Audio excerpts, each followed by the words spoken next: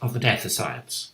Big Pharma, the medical industrial complex, have basically taken over science. They rule the journals. This is why we couldn't get our paper pointed out, the Anderson paper, in any journal, why the refusal was identical.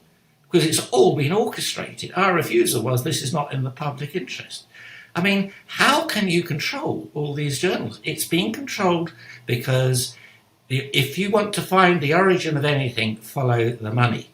And the money now is all in the big pharma, and the big pharma have interacted and corrupted the governments. And I said before that I really think when I've chased this back, I could understand why the leak from Wuhan, the Chinese wanted to cover it up. And they did very badly, very amateurishly, and it was a dreadful thing that they did. I thought that's what we were dealing with. But the protests from Fauci and the American establishment was they do protest too hard. And of course, when you followed that trail back, Fauci was funding all of this. It was unbelievable. He denied it to Senate and thinks he'll get away logistically on the grounds of semantics. He keeps changing his definition of gain of function, and have you. I'm sorry, that is not going to rub. And Senator Rand Paul is no fool and a doctor, and he's not having it. He's going to pursue him on this because he's lied to Congress.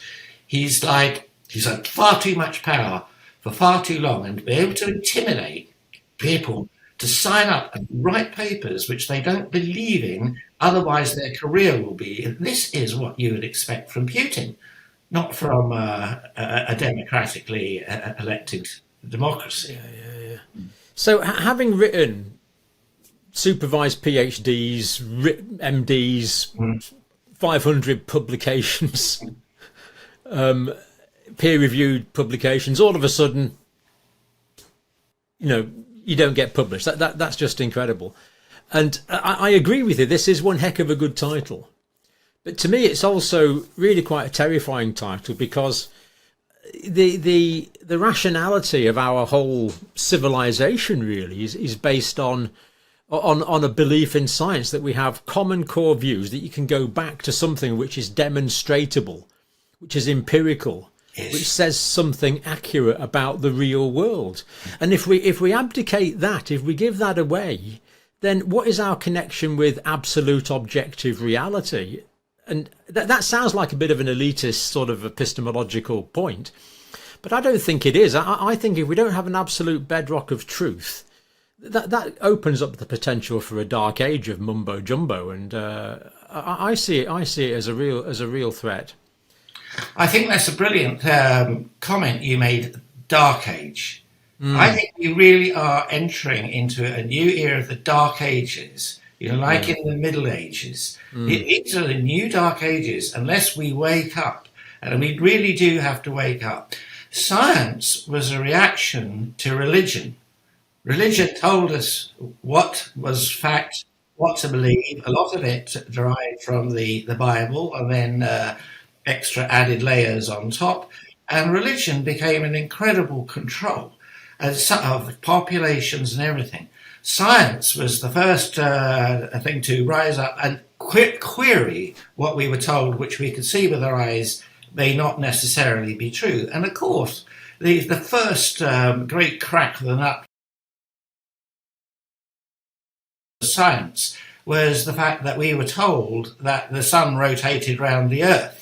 And you remember when that was pointed out, that this could not possibly be, because they did some measurements, what have you, and proved absolutely that it was wrong. It took that, the persons who were involved, that was it Copernicus and others, etc. I mean, they were held out as devils, what have you, and heretics. Heretics, that's the right word. Heretics. Galileo, yeah. But that has happened several times, and that is what science is all about. Now, the religious aspect had to learn to deal with that, but still hung on all the way through until science could challenge various aspects very well.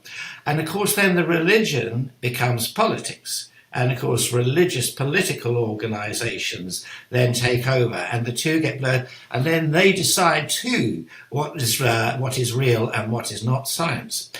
And I was reminded the other day that Hitler organised 100 scientists to publish and completely trash all the theories and ideas of Einstein and put him away, silence him and shut him up for good. Einstein replied, I don't care if it was along these lines, I don't care if you have thousands of scientists who all say I'm wrong. I'm only interested if you can provide one fact that says I'm wrong, then I'll take that seriously. Now, the reason I cottoned on to that is because this is exactly what Fauci and Daszak were doing. They were actually orchestrating loads of scientists to say this is all completely wrong. And yet they wouldn't listen to any proof. So we've gone right back. So I now see no difference between what's been going on with the vaccine research and the fact that it's now looking increasingly likely they wanted this whole thing to go ahead so they could mobilise the vaccine programme, even though there was no evidence that it would ever work, because there was so much money in it. And I think it's just highly immoral. And this is really the death of science, where you have a complex which actually is now controlling the governments. And this is really made worse, writ large, by the fact the WHO have asked everybody to sign up to say that we need to control the next pandemic. And if we don't have a worldwide reaction to it, things could be pretty bad. So they're getting all the governments to sign up. Ours said they're going to sign up. A load of us have said, whoa, no way, because it's obvious, because they have recruited people who we know are extremely stupid in these things. And it's like Mitchie, who was on our stage, she's been recruited.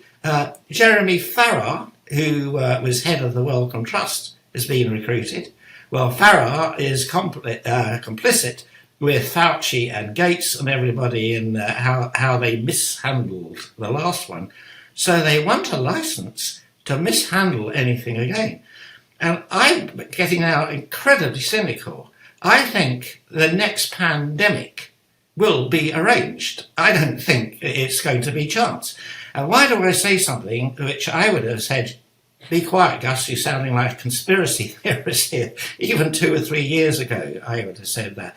But looking at the facts, so we wrote the book, This Death of Science, and before that, I wrote The Origin of the Virus. So I've done hundreds, if not thousands of hours of reading of primary tracts and everything, and history. I'm a great lover of history, and one of my very good friends is a me too. famous historian. And I've looked back at it. I actually began to raise the question if any of the great pandemics since after the Black Death and the Spanish flu, after the Spanish flu, 1918, as it were, whether anything since then has not been the result of a lab leak, nothing to do with the zoonosis jumping across. Obviously, some things can jump across. I mean, the biggest one in the UK was the Pirbright that led to the foot and mouth disease. But that did come from a laboratory. It came from incompetent plumbing, letting the agent out into the fields and grounds where passing cattle and horses picked it up. And then that problem was compounded by questionable modelling, wasn't it? Oh, thank you for bringing me to that. Hi there. Did you know you can perfectly legally, through a government scheme, earn £1 million